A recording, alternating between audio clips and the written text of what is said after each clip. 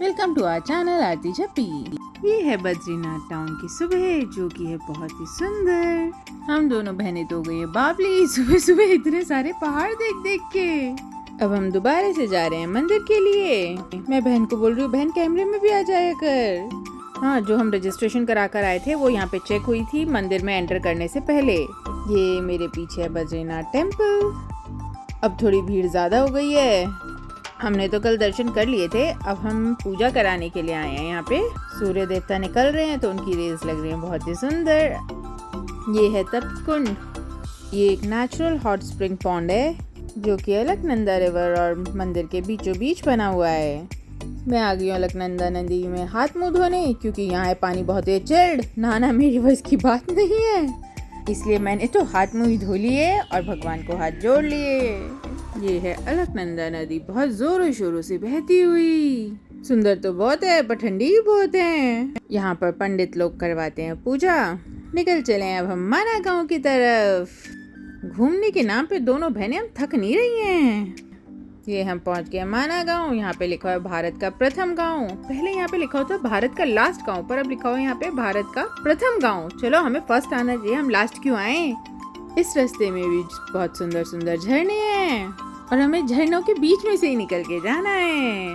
ये जो यहाँ पर नदी है ये है सरस्वती नदी, और यहाँ के पहाड़ अलग ही लेवल के हैं। चाहिए 3 किलोमीटर ही आगे है, पर बहुत जबरदस्त है भाई।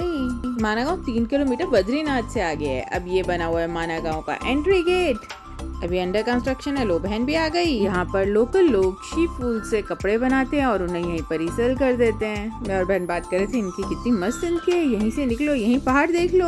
और यहाँ पे वूल की बहुत सुंदर सुंदर सी चीजें बनाई हुई हैं। माना गांव की ना हिंदुओं में बहुत ही रिलीजियस वैल्यू भी है। कहा जाता है जब पांडव अपने स्वर्ग की यात्रा की तरफ जा रहे थे तो माना गांव से ही गुजरे थे। माना गांव तिब्बत बॉर्डर से 26 किलोमीटर पहले है। यहाँ पे घर हैं बहुत ही कलरफुल और इनकी छत 6 फुट पे ही डली हुई है। इतने छोटे छोटे और इतने कलरफुल घर। बाहर गणेश जी बना रखे, इतने सुंदर लग रहे हैं ना। ये वूल से भी गणेश जी बनाए हुए हैं बाहर टांगने के लिए घर के। इस गाँव की गलियाँ भी इतनी सुंदर है, छोटी छोटी सी और क्यूट क्यूट सी। ऑफ सीजन होने की वजह से काफी लोग यहाँ पे अपने घरों में ताला मारकर जोशीमठ जा चुके हैं। ये यहाँ के लोकल लोग हैं जो इनके साथ मैं चल के आ रही हूँ। इन घरों को जितना देखो ना उतना ही कम है। देखो कितनी सुंदर इन्होंने ग्रिल बना रखी है वुड की। यहाँ पे इन्होंने लक्कड़ का बहुत सुंदर सुंदर काम करा हुआ है। यहाँ हम जिस भी घर को देख रहे हैं ना वो अपने आप में यूनिक ही है।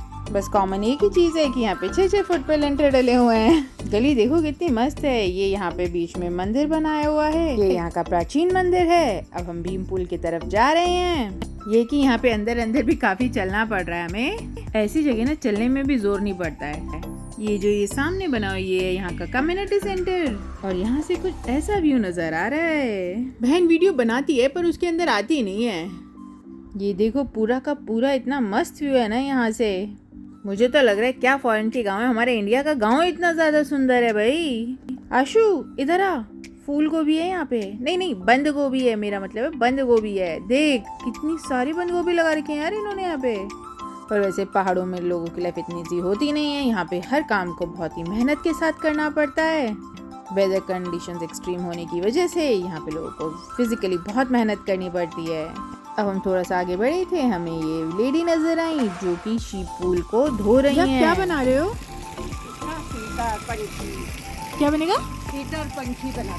अच्छा, समझ में तो मुझे नहीं आया उन्होंने क्या बोला। अगर आपको समझ में आया तो प्लीज मेरे को कमेंट करके बताना।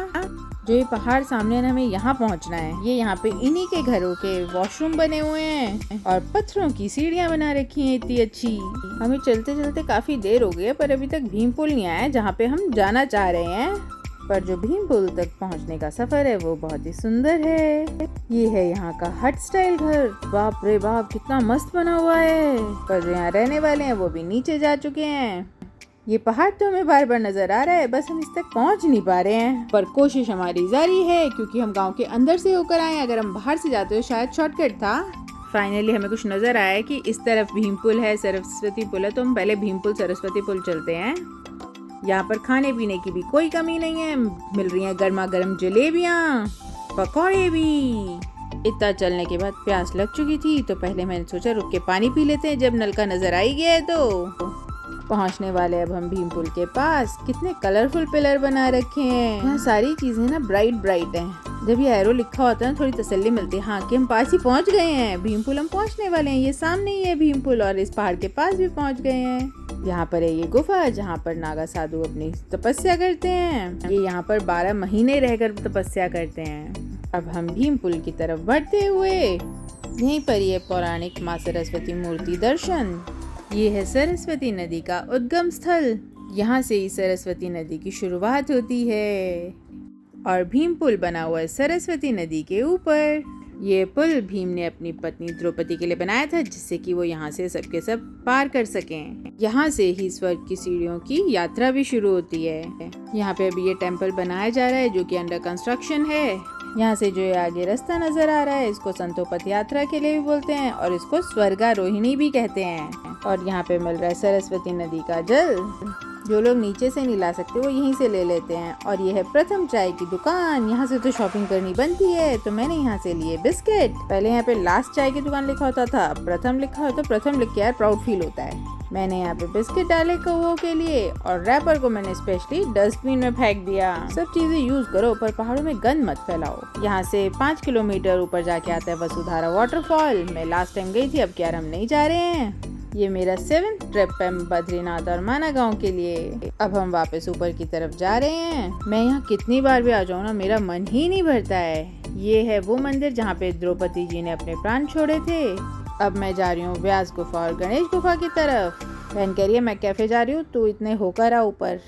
यहाँ पे थोड़ा सा स्टीप है पर होकर तो आना ही है सिर्फ 600 मीटर्स ही, पर हाँ स्टीप बहुत है।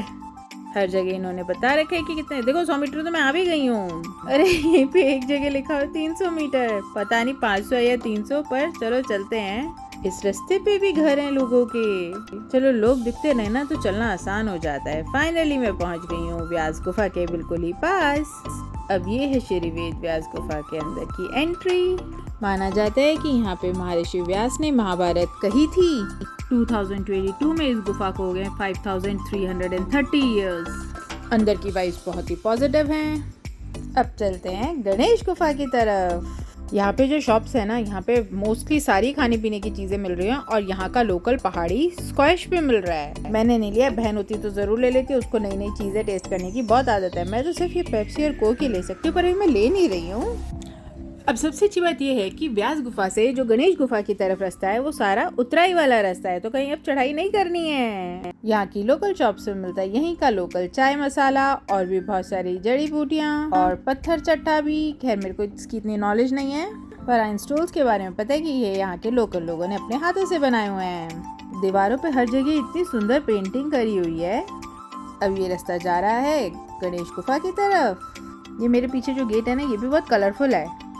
पहुंच गई हूँ मैं गणेश गुफा। गणेश गुफा एक नेचुरल गुफा है। माना जाता है कि ऋषि व्यास गुफा में जो महाभारत कह रहे थे, भगवान गणेश गुफा में बैठकर उसे लिख रहे थे। यहीं पर ही गणेश भगवान ने सरस्वती नदी को श्राप दिया था, क्योंकि सरस्वती नदी के शोर से गणेश भगवान सुन नहीं पा रहे थे व्यास ऋषि को, इसलिए सरस्वती नदी यहीं पर ही लुप्त हो गयी। अब मैं बहन को ढूंढने जा रही हूँ। बहन बैठी हुई इस कैफे में। बहन इतनी देर से यहाँ के मजे ले रही थी सीनरी के और मेरा वेट भी कर रही थी। बहन इस कैफे में ऊपर जाके बैठी हुई है। अरे कितना सुंदर लिखा हुआ है आई लव माना। मुझे और बहन हम दोनों को ही कैफेज बहुत पसंद है। यहाँ हम दोनों ने मिलके खाया ये रेड सॉस पास्ता। अब हम वापस जा रहे हैं। बीच में ये सुंदर सा घर आया है जिन्होंने इतनी अच्छी बागवानी कर रखी है। ये यहाँ के पुरोहित का घर है। हमें मिल गया डॉगी, हमने इसको खिलाया बिस्किट और अब हम बाहर आ चुके हैं माना गांव से। अब हम घर की तरफ जा रहे हैं, पर मन दोनों का ही नहीं कर रहा है जाने का। पर अब हमने सोचा जाते आते हम सारे व्यू पॉइंट पे रुकेंगे और हर जगह फोटोज क्लिक करेंगे। ये है बद्रीनाथ से बाहर निकलने की चेक पोस्ट। यहाँ पे चेकिंग करते हैं कि कितने लोग ट्रेवल कर रहे हैं और कहाँ जा रहे हैं। अब हमने थोड़े से नीचे आते ही हमने लिया ब्रेक। यहाँ पे हमने आराम से पहाड़ों को निहारा और 15 मिनट के लिए हम कहीं नहीं हिले। ये हमारे ऊपर से जा रहा है हेलीकॉप्टर। यहाँ से आगे चलने के बाद वैसे ही थोड़ा बहुत टूटा फूटा रास्ता। फिर हम रुके इस वाटरफॉल पे जहाँ पे हम जाते वक्त नहीं रुक पाए थे। यहाँ पे रुक के हमने आराम से वीडियोस बनाई, पानी पिया, पर बहुत ठंडा था। बहन को कैप्चर करने की एक और नाकाम कोशिश। इसके बाद एक और वाटरफॉल था जहाँ पे और लोग गाड़ियाँ धो रहे थे, तो मुझे लगा यार हमें भी धो लेनी चाहिए। मैं तो वैसे ही बहुत आलसी इंसान हूँ, मेरे से तो वैसे ही नहीं धुलेगी। तो मैंने इस वाटरफॉल के नीचे ही गाड़ी धो डाली और बहन ने मेरी वीडियो बनाई। मैंने पहले 2 लोगों को देख लिया था कि इनकी गाड़ी पिचकी तो नहीं है। 2 किलोमीटर ही आगे चले थे, फिर से ब्रेक ले लिया क्योंकि ये कैप्चर करना था। यहाँ पे पूरा जिगजैग नजर आ रहा था नीचे तक का। यहीं बैठ के थोड़े से पॉपकॉर्न चबा लिए। फिर मैंने बहन से गॉगल्स लेके ट्राई कर लिए। मुझे गॉगल्स के अंदर से ना कुछ नजर नहीं आता। बहन कह रही कि तेरी आंखें सेट होने में टाइम लगेगा। खैर फिर बहन ने खीरा दे दिया, मैंने आधा खीरा खा लिया। अब यहाँ से ऋषिकेश है 284 किलोमीटर्स। खैर अब हमें कोई जल्दी नहीं है क्योंकि हमें पता है हम देर रात तक घर पहुँच ही जाएंगे, नहीं तो कल सुबह तक पहुँच जाएंगे। पर ये पहाड़ जल्दी से देखने को नहीं मिलेंगे। ये बारिश हो रही थी और मैं वीडियो बनाने चली गई तो बहन ने मेरी यहाँ बैठ के वीडियो बना दी। इस पुल पे से एक बार में एक साइड की गाड़ियाँ ही जा सकती हैं। ये पुल देखने में भी बहुत मस्त था और इस पे से धड़ धड़ धड़ धड़ आवाज आ रही थी, पानी की भी और इसके पट्टों की भी। बारिश होने की वजह से थोड़ा कीचड़ कीचड़ हो गया था, इसलिए यहाँ पे बारिशों में लैंडस्लाइड बहुत ज्यादा होता है। रास्ता बहुत ही सुंदर लग रहा है और हाँ अब थोड़ा सा रास्ता स्लिपरी भी हो गया है। ऐसे में तो व्यू का आनंद लेते हो और स्लो स्लो चलाने में फायदा है। ये गोविंद घाट के पास जगह है जहाँ से जा रहा है फूलों की घाटी का रास्ता जो है 17 किलोमीटर और हेमकुंड साहब है 20 किलोमीटर। हेमकुंड साहब के लिए यात्रा बंद हो चुकी है 11 अक्टूबर को और फूलों की घाटी की यात्रा 30 अक्टूबर को बंद हो जाएगी। ये ट्रैक स्टीप बहुत है पर बहुत ही ब्यूटीफुल है।